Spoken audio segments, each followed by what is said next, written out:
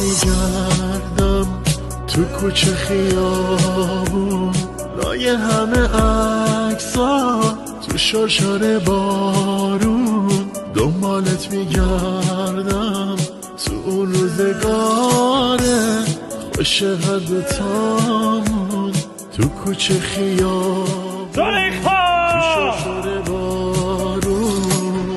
عشق یکی دو روزه نبودی که به این زودی فراموش کنم.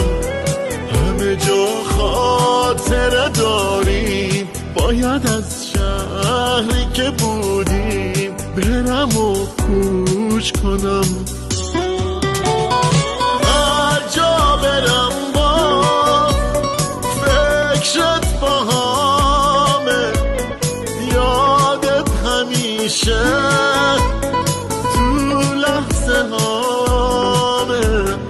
دور از تو هم دور از دلت، یه عالم باز تو صدامه.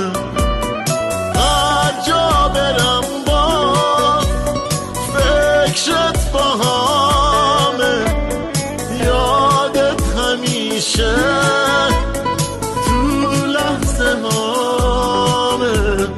دور از تو هم دور از دلت، یه عالم باز تو صدامه.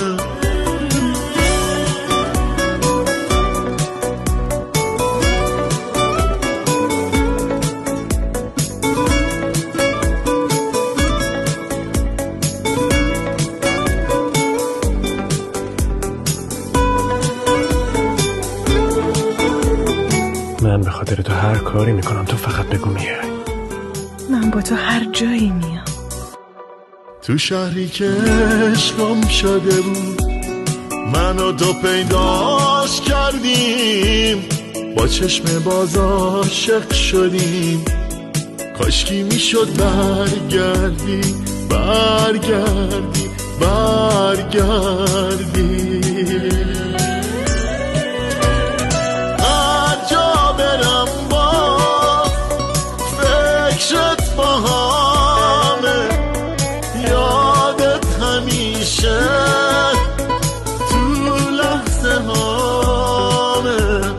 دور از تو هم دور از دلت، یه عالم باز تو صدا.